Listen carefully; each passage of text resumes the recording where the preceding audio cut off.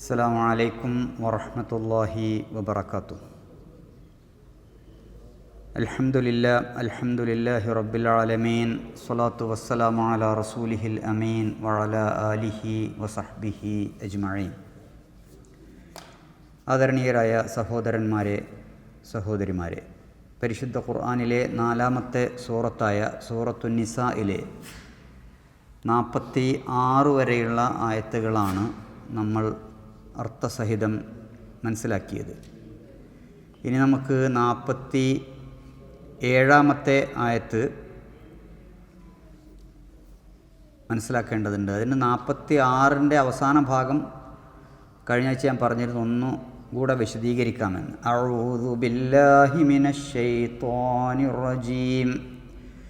ബിസ്മില്ലാഹിർ റഹ്മാനിർ റഹീം. മിനല്ലദീന ഹാദൂ യുഹർരിഫൂനൽ കലിമ അൻ മവാളിഇഹി വയഖൂലൂന സമിഅനാ വഅസൈനാ വസ്മഅ ഗൈറ മുസ്മഇൻ വറാഇനാ ലയ്യം ബിഅൽസിനതിഹിം വതഅനം ഫിദ്ദീൻ വലൗ അന്നഹും ഖാലൂ സമിഅനാ വഅതഅനാ വസ്മഅ വൻദുർനാ ലകാന ഖൈറൻ ലഹും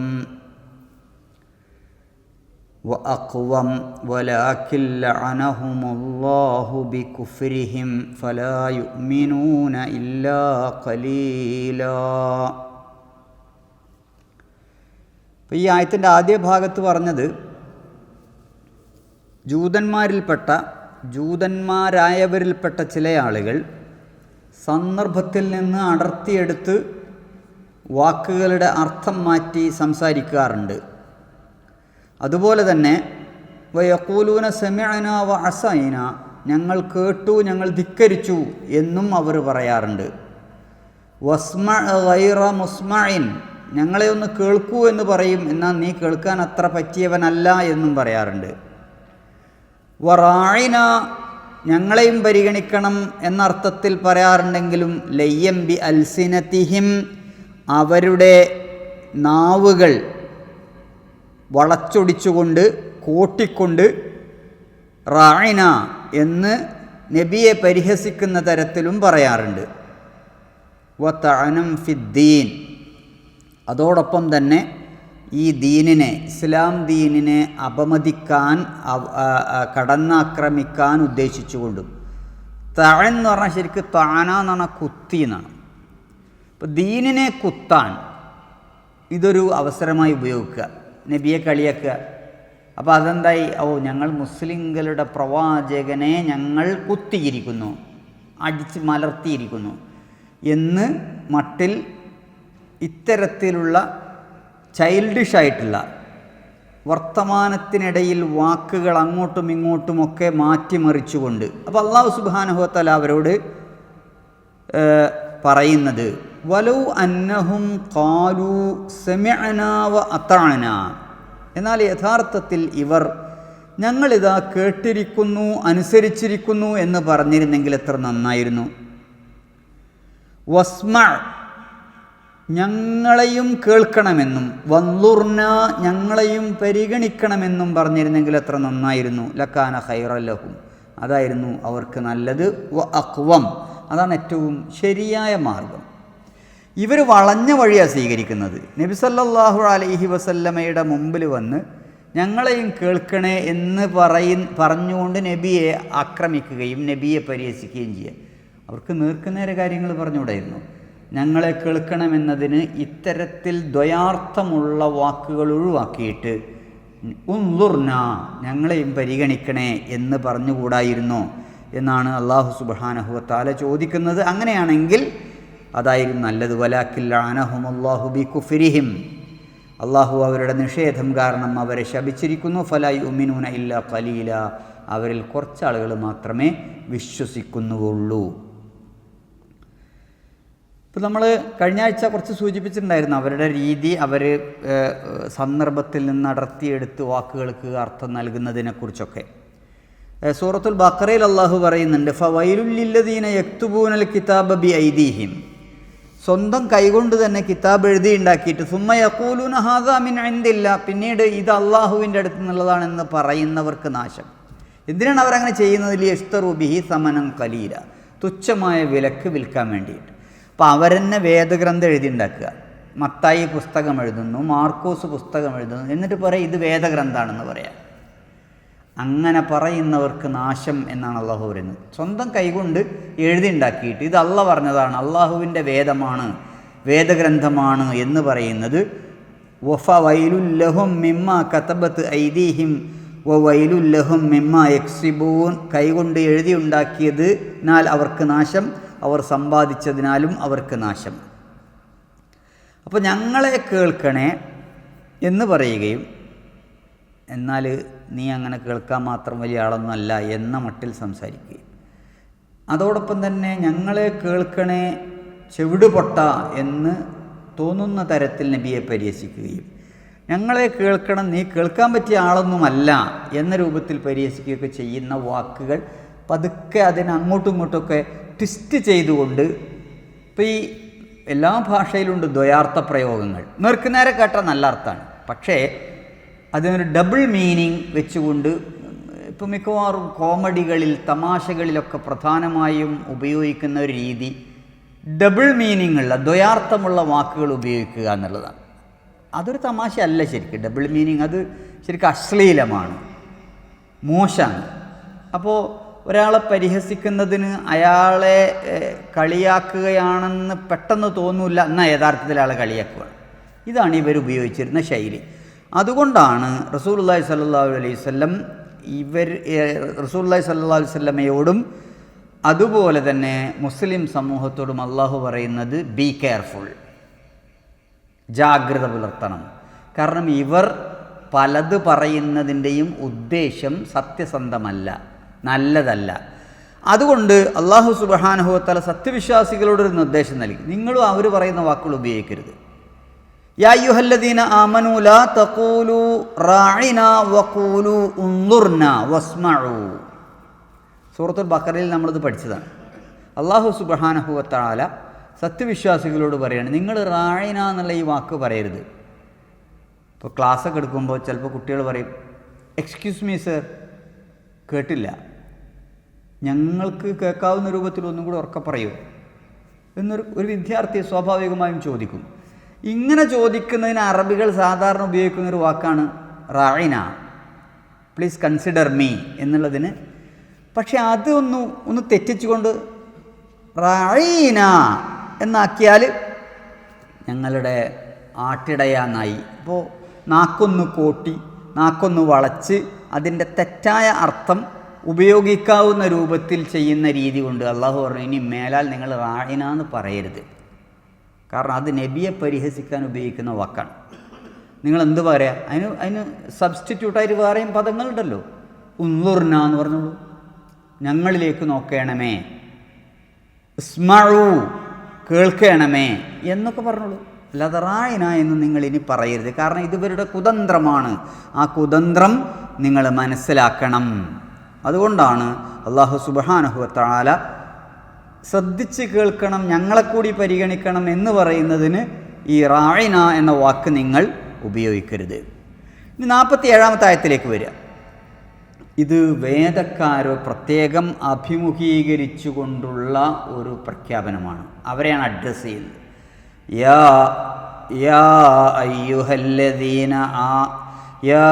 അയ്യുഹല്ലദീന ഊത്തുൽ കിതാബ്, വേദം നൽകപ്പെട്ടവരെ. അഹ്ലുൽ കിതാബ്, ഊത്തുൽ കിതാബ് എന്നൊക്കെ പറയുന്നത് വേദം നൽകപ്പെട്ടിട്ടുള്ള, അന്ന് നബി സല്ലല്ലാഹു അലൈഹി വസല്ലമയുടെ മുമ്പിൽ കയ്യിലൊരു വേദമുണ്ട് എന്ന് വാദിക്കുന്നവർ രണ്ട് കൂട്ടരാണ്. ആരാ? ഒന്ന് ജൂതന്മാരും മറ്റൊന്ന് ക്രിസ്ത്യാനികളും. ഇവരുടെ കയ്യിൽ വേദമുണ്ട് എന്നും അവരവിടെ അറിയപ്പെട്ടിരുന്നത് വേദക്കാർ എന്ന പേരിലാണ്. പുസ്തകമുള്ളവർ. അറബികൾക്ക് വേദം ഉണ്ടായിരുന്നില്ല, ഖുറൈശികൾക്ക് അവർക്ക് വേദപുസ്തകം ഉണ്ടായിരുന്നില്ല. പക്ഷെ ജൂതന്മാർക്ക് തോറയും ക്രിസ്ത്യാനികൾക്ക് ബൈബിളും ഉണ്ടായിരുന്നു. പക്ഷെ അവിടെ ഉണ്ടായിരുന്ന അറബികൾക്ക് വേദമൊന്നും ഉണ്ടായിരുന്നില്ല. ഇപ്പോൾ വേദക്കാർ എന്ന് പറഞ്ഞാൽ എളുപ്പത്തിൽ ഈ വേദം ലഭിച്ചിട്ടുള്ള ജൂതന്മാരും ക്രിസ്ത്യാനികളുമാണ്. അതുകൊണ്ട് അല്ലാഹു സുബ്ഹാനഹു വ തആല അതുപോലെ തന്നെ അവരെ അഡ്രസ്സ് ചെയ്യാണ്. യാ അയ്യുഹല്ലദീന ഊത്തുൽ കിതാബ്, വേദം നൽകപ്പെട്ടവരെ, ആമിനൂ ബിമാ നസ്സൽനാ. പ്രത്യേകം ശ്രദ്ധിക്കണം. ചില ആളുകൾ ഇപ്പോൾ ഉന്നയിക്കുന്നൊരു വാദമുണ്ട്, ചിലപ്പോൾ നിങ്ങളുടെ ശ്രദ്ധയിൽപ്പെട്ടിട്ടുണ്ടാവും. ക്രിസ്ത്യാനികളോടും ജൂതന്മാരോടുമൊന്നും നിങ്ങൾ നമ്മളുടെ ഖുർആനിൽ വിശ്വസിക്കണമെന്നോ നമ്മുടെ പ്രവാചകനിൽ വിശ്വസിക്കണോ എന്നൊന്നും പറയേണ്ടതില്ല. അവരോട് നിങ്ങൾ നല്ല ക്രിസ്ത്യാനികളായി അവിടെ ജീവിക്കാനും നല്ല ജൂതന്മാരുമായി അവിടെ ജീവിക്കാനും പറഞ്ഞാൽ മതി. അല്ലാഹു സുബ്ഹാനഹു വ തആല പറയാണ്, വേദം നൽകപ്പെട്ടവരെ അഥവാ ജൂതന്മാരെ, ക്രിസ്ത്യാനികളെ, ആമിനൂ ബിമാ നസ്സൽനാ, ഞാനിപ്പോൾ ഇറക്കിയിരിക്കുന്ന ഈ വിശുദ്ധ ഖുർആനിൽ നിങ്ങൾ വിശ്വസിക്കണം കേട്ടോ. എന്നിട്ട് അതിന് അല്ലാഹു സുബ്ഹാനഹു വ തആല ഒരു ന്യായം പറയാണ്. ഈ ഗ്രന്ഥത്തിൽ നിങ്ങൾ വിശ്വസിക്കണം. ഈ ഗ്രന്ഥത്തിൻ്റെ സവിശേഷത എന്താണെന്ന് നിങ്ങൾക്കറിയാമോ? മുസദ്ദിഖൽ ലിമാ മഅക്കും, മുസദ്ദിഖൽ ലിമാ മഅക്കും. ഇത് മുസദ്ദിഖാണ്. സദ്ദഖ എന്ന് പറഞ്ഞാൽ സത്യപ്പെടുത്തി എന്നാണ്. മുസദ്ദിഖ് എന്ന് പറഞ്ഞാൽ സത്യപ്പെടുത്തുന്നവൻ അല്ലെങ്കിൽ സത്യപ്പെടുത്തുന്നത് എന്നാണ്. അതോടൊപ്പം തന്നെ വേറൊരർത്ഥം അതുണ്ട്, അത് സാക്ഷാത്കരിക്കുന്നത് എന്നാണ്. അതിനും സദഖ, സിദ്ഖ് എന്നൊക്കെ പറഞ്ഞാൽ ഈ സ്വപ്നം സാക്ഷാത്കരിക്കുക, പ്രതീക്ഷ സാക്ഷാത്കരിക്കുക, പ്രവചനം സാക്ഷാത്കരിക്കുക, ഇതിനൊക്കെ പറയും. അപ്പോൾ ഈ മുസദ്ദിഖൽ ലിമാ മഅക്കും എന്നതിൻ്റെ അർത്ഥം എന്താണ് എന്ന് ചോദിച്ചാൽ രണ്ടർത്ഥമാണ് ഇതിന് സാധാരണ പറയാറുള്ളത്. ഒന്ന്, നിങ്ങളുടെ കയ്യിലുള്ള വേദത്തെ സത്യപ്പെടുത്തുന്നത് ഒരർത്ഥം. രണ്ടാമത്തെ അർത്ഥം, നിങ്ങളുടെ വേദത്തിൽ പറഞ്ഞിട്ടുള്ളതിൻ്റെ സാക്ഷാത്കാരമായി വന്നിട്ടുള്ളത്. ഇങ്ങനെ രണ്ടർത്ഥം അതിന് പറയാം. അഥവാ നിങ്ങളുടെ വേദത്തിൽ പറഞ്ഞിട്ടുള്ള ഖുർആനാണിത്, അതിൻ്റെ സാക്ഷാത്കാരമാണിത്. എനിക്ക് ശേഷം ഒരു വേദം വരും, എനിക്ക് ശേഷം ഒരു പ്രവാചകൻ വരും എന്ന് ഈസാ നബി പറഞ്ഞിട്ടുണ്ട്, മൂസാ നബി പറഞ്ഞിട്ടുണ്ട്, പ്രവചിച്ചിട്ടുണ്ട്.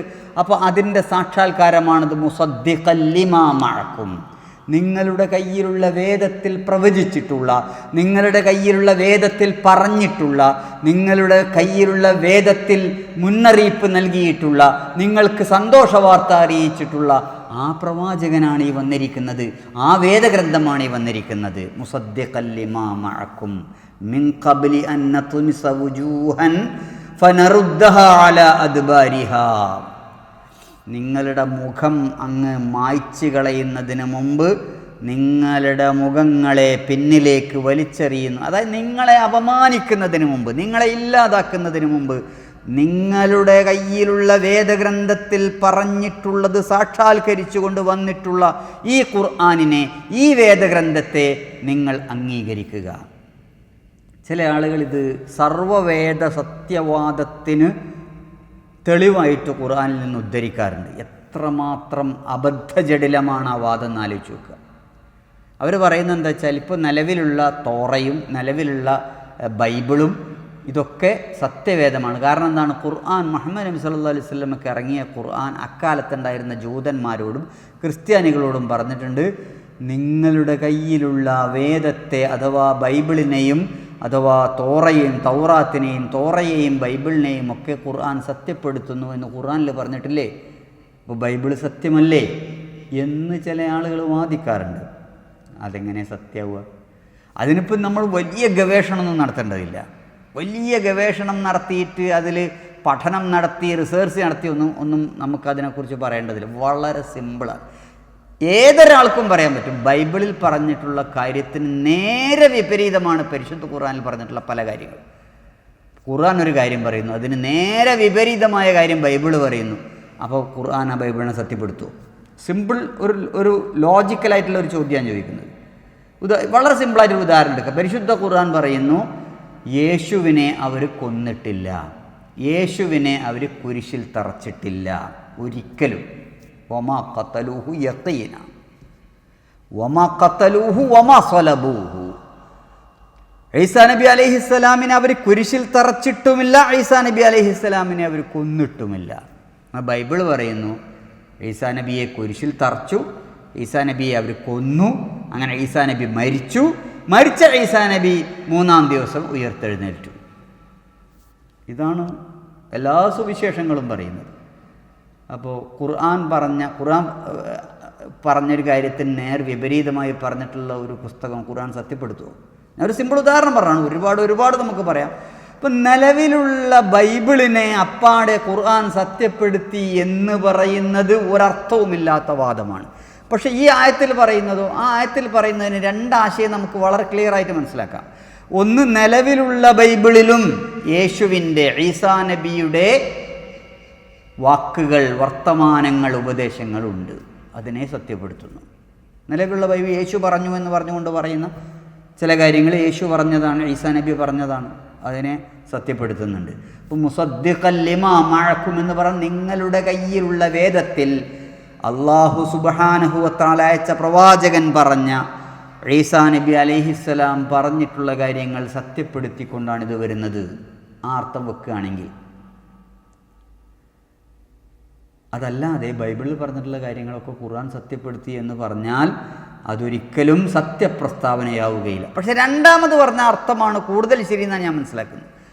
നിങ്ങളുടെ കയ്യിലുള്ള വേദഗ്രന്ഥത്തിൽ, നിങ്ങൾ വേദമാണെന്ന് പറയുന്ന ആ വേദഗ്രന്ഥം തന്നെ തപ്പി നോക്കിയാൽ നിങ്ങൾക്ക് ഈ വേദം ശരിയാണ്, ഖുർആൻ ശരിയാണ്, മുഹമ്മദ് നബി ശരിയാണ് എന്ന് നിങ്ങൾക്ക് ബോധ്യപ്പെടും.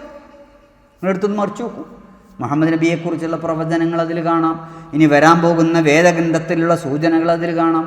അപ്പോൾ മുസദ്ദിഖൻ ലിമാ മഅക്കും എന്ന് പറഞ്ഞാൽ നിങ്ങളുടെ കയ്യിലുള്ളതിൽ പറഞ്ഞിട്ടുള്ളതിനെ സാക്ഷാത്കരിച്ചു കൊണ്ടുവന്നിട്ടുള്ള ഈ ഖുർആനിൽ നിങ്ങളും വിശ്വസിക്കണം എന്നർത്ഥമാണ് കൂടുതൽ ശരി എന്നാണ് ഞാൻ മനസ്സിലാക്കുന്നത്. വിശദാംശങ്ങൾ ഇപ്പോൾ ഇവിടെ നമ്മൾ പറയേണ്ടതില്ല, മുമ്പ് ചില കാര്യങ്ങൾ പറഞ്ഞിട്ടുണ്ടെന്നാണ് എൻ്റെ ഓർമ്മ. മിൻ ഖബലി അൻ നത്മിസ വുജൂഹൻ, തമസ എന്ന് പറഞ്ഞാൽ മായ്ച്ചു കളഞ്ഞു എന്നാണ്, മുഖം മായ്ച്ചു കളയുന്നതിന് മുമ്പ്. ഫനറുദ്ദഹ അല അദ്ബാരിഹ, അങ്ങനെ അത് പിറകോട്ട് അവരെ തള്ളുന്നതിന് മുമ്പ്. മുഖം മായ്ച്ച് അതിനെ പിറകോട്ട് തള്ളുന്നതിന് മുമ്പ് എന്നുള്ളതിൻ്റെ അർത്ഥം വളരെ ലളിതം. നിങ്ങൾ മാനം കെടുന്നതിന് മുഖം കെടുക എന്ന് പറയും അല്ലേ? മുഖം കെടുക എന്നുള്ളതിന്, മാനം കെടുക എന്നുള്ളതിന് അങ്ങനെ പറയാറുണ്ട്. അവർ മാനം കെട്ടു എന്ന് പറഞ്ഞാൽ അവർ മുഖം കെട്ടു എന്ന് പറയാറുണ്ട്. അങ്ങനെ ഒരർത്ഥം. നിങ്ങൾ മാനം കെടുന്നതിന് മുമ്പ്, നിങ്ങൾ തള്ളപ്പെടുന്നതിന് മുമ്പ്, നിങ്ങൾ പുറങ്കാലുകൊണ്ട് നിങ്ങളെ ചവറ്റുകൊട്ടയിലെറിയുന്നതിന് മുമ്പ് നിങ്ങൾ ഈ പ്രവാചകനിലും ഈ ഖുർആനിലും വിശ്വസിക്കുക. ഫനറുദ്ദഹ അല അദ്ബാരിഹ, ഇതാണ് മുഖത്തെ അല്ലെങ്കിൽ മുഖങ്ങളെ പിറകോട്ട് തള്ളി എന്ന് പറഞ്ഞാൽ അർത്ഥം. ഔ നൽഅനഹും കമാ ലഅന്ന അസ്ഹാബസ് സബ്ത്, അല്ലെങ്കിൽ ശനിയാഴ്ചക്കാരെ ശപിച്ചതുപോലെ അവരെ ശപിക്കുന്നതിന് മുമ്പ്. എന്ത് ശനിയാഴ്ചക്കാർ? സാബത്ത് നാൾ എന്താണ് യഥാർത്ഥത്തിൽ ആ സംഭവം നമ്മൾ മുമ്പൊരിക്കൽ വിശദമായിട്ട് പറഞ്ഞിട്ടുണ്ട്. ഈ ആ ശനിയാഴ്ചക്കാർ എന്ന് പറയുന്ന, ഇപ്പോൾ ശനിയാഴ്ച അവർക്ക് വിശുദ്ധ ദിവസമായിരുന്നു. ശനിയാഴ്ച അവർക്ക് ഈ പണിയൊന്നും എടുക്കാതെ ഒഴിവ്, അതായത് ആരാധനയ്ക്ക് വേണ്ടി ഒഴിഞ്ഞു വെക്കപ്പെട്ട ദിവസമായിരുന്നു ശനിയാഴ്ച. പക്ഷെ എന്താണെന്ന് വെച്ചാൽ ശനിയാഴ്ച അന്ന് മീൻ പിടിക്കാൻ പോകാൻ പാടില്ല എന്ന്, സ്വാഭാവികമായും ശനിയാഴ്ച പണിയെടുക്കാൻ പാടില്ല എന്ന് വന്നപ്പോൾ ശനിയാഴ്ച ഇവരുടെ ഒരു ആഗ്രഹം ഇങ്ങോട്ട് പുറത്തേക്ക് വരും. എന്നിട്ട് അവർ കടൽ തീരത്ത് എന്ന് നോക്കുമ്പോൾ ഇങ്ങനെ മത്സ്യങ്ങൾ ഇങ്ങനെ ചാടി കളിക്കുകയാണ്. അപ്പോൾ അവർക്ക് ഉണ്ടല്ലോ, അവരങ്ങനെ മാടി വിളിക്കുന്നത് പോലെ. ഇവർക്കാണെങ്കിൽ മീൻ പിടിക്കാതിരിക്കാൻ വയ്യ. പക്ഷേ ശനിയാഴ്ച വലയിട്ട് മീൻ പിടിക്കാൻ പറ്റില്ലല്ലോ. അപ്പോൾ ഇവരെന്ത് ചെയ്യും? തലേന്ന് വല കൊണ്ടുപോയി വെക്കും. എന്നിട്ട് മീനൊക്കെ ശനിയാഴ്ച വലയിലാക്കും. എന്നിട്ട് പിറ്റേന്ന് കൊണ്ടുപോയി മീൻ പിടിക്കും. അപ്പോൾ മീൻ പിടിച്ചതെന്നാ അത് നമ്മൾ തലേന്നാണ് അല്ലെങ്കിൽ പിറ്റേന്നാണ്, ശനിയാഴ്ച മീൻ പിടിച്ചിട്ടുള്ളൂ. അങ്ങനെ അള്ളാനെ പറ്റിക്കുന്ന പരിപാടി ചെയ്തതുകൊണ്ട് അവസാനം കൂനു ഖിറദത്തൻ ഖാസിഈൻ എന്ന് പറഞ്ഞാൽ അവരെ കുരങ്ങന്മാരാക്കി മാറ്റിയൊരു സംഭവമുണ്ട്. ഇതാണ് ഈ സാബത്ത് സംഭവം. അല്ലെങ്കിൽ അതുപോലെ അപ്പോൾ അവരങ്ങ് മാനം കെട്ടു. അവർ ശനിയാഴ്ച മീൻ പിടിക്കാൻ പാടില്ല എന്ന് പറഞ്ഞതിന് ശനിയാഴ്ച മീൻ പിടിക്കാതെ തന്നെ ശനിയാഴ്ച മീൻ പിടിക്കുന്ന രൂപത്തിൽ അള്ളാനെ പറ്റിക്കുന്ന സംവിധാനം ചെയ്തുകൊണ്ട് അള്ളാഹു അവരെ അപമാനിച്ചു, അവരെ കുരങ്ങന്മാരാക്കി മാറ്റി. അതാണ് ഇവിടെ സൂചിപ്പിക്കുന്നത്. ഔ നൽഅനഹും കമാ ലഅന്ന അസ്ഹാബസ് സബ്ത്. ഈ ശനിയാഴ്ചക്കാരെ സാബത്തുകാരെ അള്ളാഹു ശപിച്ചതുപോലെ ഇവരെ ശപിക്കുന്നതിന് മുമ്പ് അവർ ഈ ഖുർആനിൽ വിശ്വസിക്കുക. വകാന അംറുല്ലാഹി മഫ്ഊല, അള്ളാഹുവിൻ്റെ കൽപ്പനകൾ അത് പൂർണ്ണമായും നടപ്പാകുന്നതാണ്. ഇനി അടുത്ത ആയത്ത് 48-ാമത്തെ ആയത്ത്. വളരെ ഗൗരവത്തിൽ നമ്മൾ ആലോചിക്കേണ്ട, വളരെ ഗൗരവത്തിൽ അള്ളാഹു താക്കീത് ചെയ്തൊരു വിഷയമാണ് ഇനി വരാൻ പോകുന്നത്. ഇന്നല്ലാഹ ലാ യഗ്ഫിറു അൻ യുശ്റക ബിഹി വയഗ്ഫിറു മാ ദൂന ദാലിക ലിമൻ യശാ. തീർച്ചയായും അല്ലാഹു ലാ യഗ്ഫിറു അൻ യുശ്റക ബിഹി, അല്ലാഹുവിൽ പങ്കു ചേർക്കുന്നത് അവൻ ഒരിക്കലും പൊറുക്കുകയില്ല. വയഗ്ഫിറു മാ ദൂന ദാലിക, അതല്ലാത്തതൊക്കെ അവൻ ലിമൻ യശാ, അവനിഷ്ടമുള്ളവർക്ക് പുറത്തു കൊടുക്കും. വളരെ ഗൗരവത്തിൽ ശിർക്കെന്ന പാപത്തെ നിങ്ങൾ കാണണം എന്ന് ക്രിസ്ത്യാനികളോടുകൂടി പറയണം. മുസ്ലിങ്ങൾക്കും ബാധകമാണ്, പക്ഷേ ക്രിസ്ത്യാനികളെയും ജൂതന്മാരെയാണല്ലോ അവിടെ, അഹ്ലി കിതാബിനെയാണല്ലോ അവിടെ അഡ്രസ്സ് ചെയ്തത്. എന്നാൽ അള്ളാഹ് പറയണം, കാരണം അവർ ചെയ്ത തെറ്റെന്താണെന്ന് വെച്ചാൽ അവർക്ക് അള്ളാഹു നിയോഗിച്ച പ്രവാചകനെ അവർ ദൈവമാക്കി, ദൈവപുത്രനാക്കി. അത് ശിർക്കാണ്, ഏറ്റവും വലിയ ശിർക്കാണ്. അള്ളാഹു അല്ലാത്തവരെ ദൈവമാക്കുക. സാധാരണഗതിയിൽ ഷിർക്ക് എന്ന് പറഞ്ഞ വാക്കിൻ്റെ അർത്ഥം എന്താ? ഷിർക്ക്, പങ്കു ചേർക്കൽ എന്നാണ്. ഷരീക്ക്, ഷുറക്ക എന്നൊക്കെ പറഞ്ഞാൽ പാർട്ടിസിപ്പൻസ് എന്നാണ്. ഷുറക്ക എന്ന് പറഞ്ഞാൽ. ഷരീക്ക് എന്ന് പറഞ്ഞാൽ നിങ്ങൾ കമ്പനിയിലൊക്കെ എന്താണ് പറയുക, ഷെയർ ഹോൾഡർ ആകുന്ന ആൾക്ക് ഷരീക്ക് എന്നാണ് പറയുക. അപ്പം അല്ലാഹു സുബ്ഹാനഹു വ തആലക്ക് പങ്കാളികളുണ്ട് എന്ന് നിങ്ങൾ പറയുന്നത് ഷിർക്കാണ്, അള്ളാഹുവിൽ പങ്കു ചേർക്കലാണ്. ഇത് സാധാരണഗതിയിൽ പറയുന്നത് രണ്ട് തരത്തിലുണ്ട്. ഒന്ന് ഉലൂഹിയത്തിലുള്ള ഷിർക്ക്, അശ്ശിർക്കു ഫിൽ ഉലൂഹിയ. മറ്റൊന്ന് അശ്ശിർക്കു ഫിർ റുബൂബിയ്യ, പ്രധാനപ്പെട്ട രണ്ടെണ്ണം. പിന്നെ അശ്ശിർക്കു ഫിൽ അസ്മാഇ വസ്സിഫാത്ത്, അങ്ങനെയും പറയാറുണ്ട്. മൂന്നെണ്ണം എന്ന് പറയാറുണ്ട്. എന്തായാലും ഇത് ഏത് തരത്തിലുള്ള ഷിർക്കാണെങ്കിലും ഷിർക്ക് ഗുരുതരമായ പാപമാണ്. ഉലൂഹിയ എന്ന് പറഞ്ഞാലും റുബൂബിയ എന്ന് പറഞ്ഞാലും അസ്മാഉ വസിഫാത്ത് എന്ന് പറഞ്ഞാലും ഏത് തരത്തിൽ നിങ്ങൾ ഷിർക്ക് ചെയ്താലും. ഉലൂഹിയ എന്ന് പറഞ്ഞാൽ അള്ളാഹു ഇലാഹാണ്. ഇലാഹ് എന്ന് പറഞ്ഞാൽ അള്ളാഹുവാണ് ഇബാദത്തിന് അർഹൻ. അപ്പോൾ അള്ളാഹുവിൻ്റെ ദിവ്യത്വത്തിൽ പങ്കു ചേർത്താൽ, അള്ളാഹുവാണ് ഇലാഹ് എന്ന കാര്യത്തിൽ വേറെ ആരെങ്കിലും ഇലാഹുണ്ട് എന്ന് നിങ്ങൾ വിചാരിച്ചാൽ നിങ്ങൾ അള്ളാഹുവിൽ പങ്കു ചേർത്തു. റുബൂബിയത്തിൽ പങ്കു ചേർക്കുക, അള്ളാഹുവാണ് റബ്ബ്, എനിക്ക് ഭക്ഷണം തരുന്നത്, എന്നെ സംരക്ഷിക്കുന്നത്, എനിക്ക് സകല കാര്യങ്ങളും സൗകര്യങ്ങളും ഒരുക്കി തരുന്നത് അള്ളാഹുവാണെന്ന് ഞാൻ വിചാരിക്കുന്നു. പക്ഷെ ഞാൻ വിചാരിക്കണം അങ്ങനല്ല, എനിക്ക് ഭക്ഷണങ്ങളും സൗകര്യമൊക്കെ ഒരുക്കി തരുന്നത് വേറെ ചില മഹാന്മാരും ഔലിയാക്കലൊക്കെയാണ്, അവരെനിക്ക് ഭക്ഷണം തരുന്നുണ്ട്, അവരെനിക്ക് സൗകര്യം ഒരുക്കി തരുന്നുണ്ട് എന്ന് ഞാൻ വിചാരിച്ചാലോ ഷിർക്കായി, റുബൂബിയത്തിലെ ഷിർക്കായി. റബ്ബാണ് എന്നത്, അപ്പോൾ എനിക്ക് ഭക്ഷണം തരുന്നത് അള്ളാഹുവാണ്, എന്നെ സംരക്ഷിക്കുന്നത് അള്ളാഹുവാണ് എന്നതിൽ, അപ്പോൾ സംരക്ഷകൻ എന്നർത്ഥത്തിൽ അള്ളാഹുവിൽ പങ്കു ചേർത്താലും, ദൈവം എന്നർത്ഥത്തിൽ, ആരാധ്യൻ എന്നർത്ഥത്തിൽ, അനുസരിക്കപ്പെടേണ്ടവൻ എന്നർത്ഥത്തിൽ അള്ളാഹുവിൽ പങ്കു ചേർത്താലും ഷിർക്കാണ്. അള്ളാഹുവിന് വിശേഷണങ്ങളുണ്ട്, വലില്ലാഹിൽ അസ്മാഉൽ ഹുസ്ന, ആ വിശേഷണങ്ങളിൽ പങ്കു ചേർത്താലും ഷിർക്കാണ്. അത് അള്ളാഹ് പോർക്കൂല.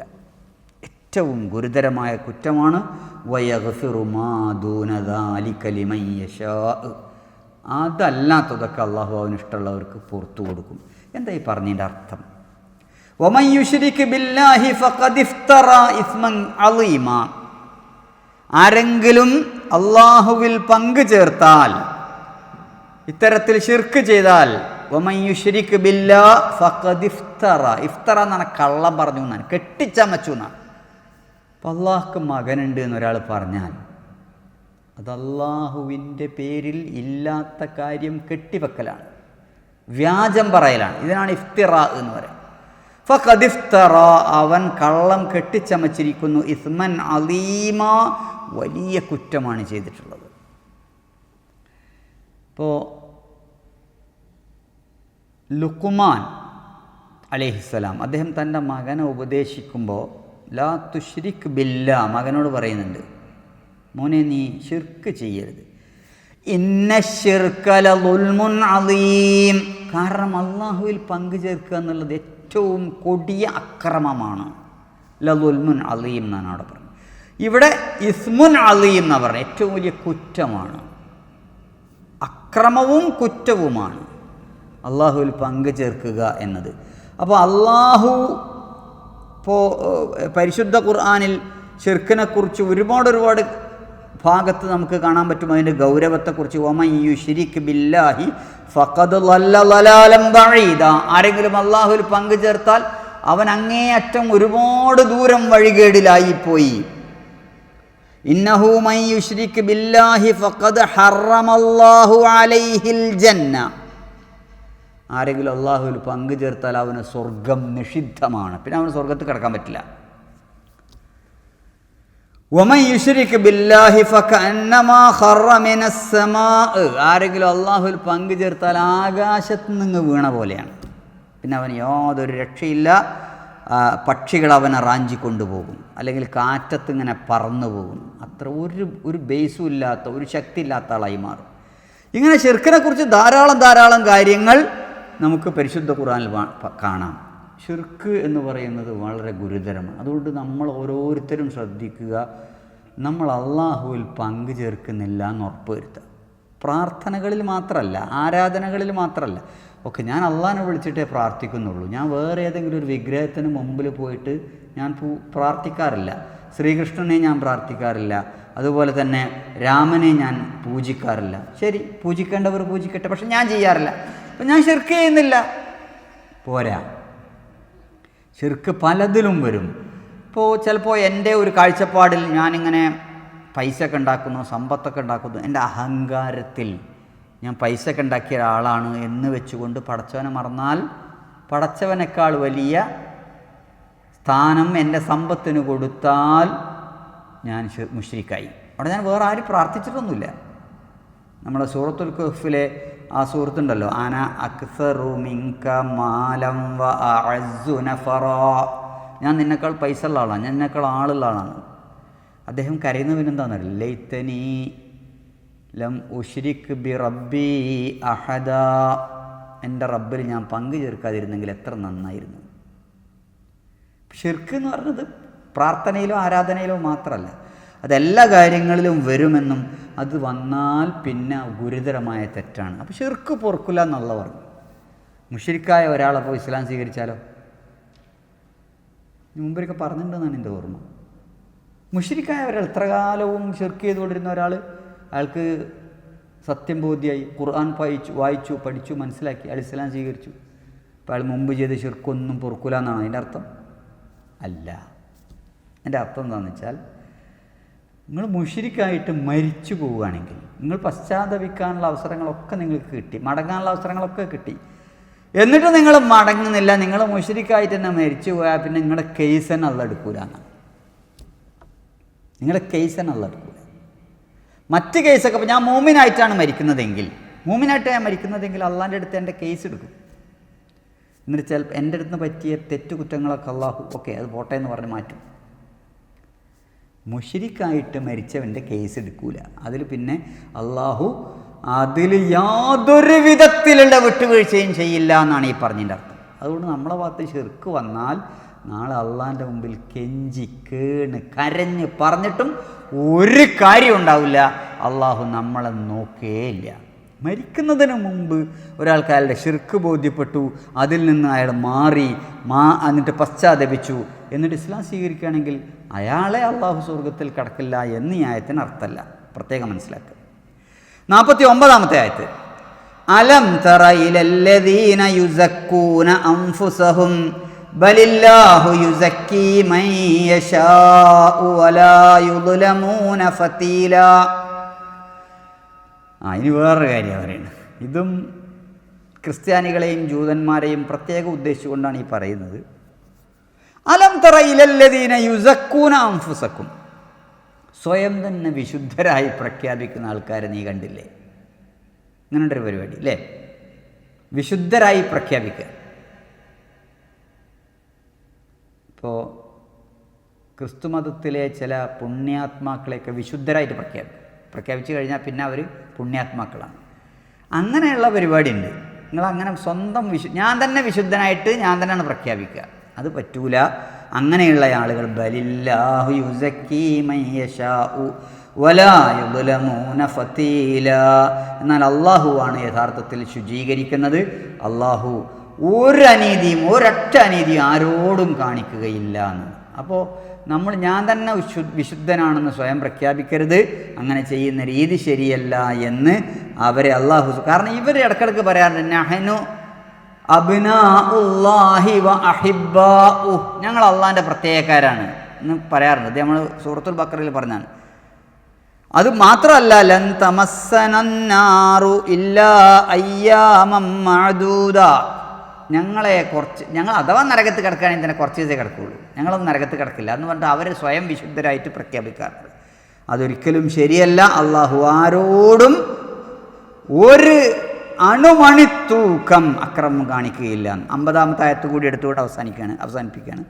ഒന്നൂർ, അതുകൊണ്ട് നീ ശ്രദ്ധിക്ക്. കൈഫ യഫ്തറൂന അലല്ലാഹിൽ കദിബ്, അവരെങ്ങനെയാണ് അള്ളാഹിൻ്റെ പേരിൽ കള്ളം കെട്ടിച്ചമക്കുന്നത് എന്ന്.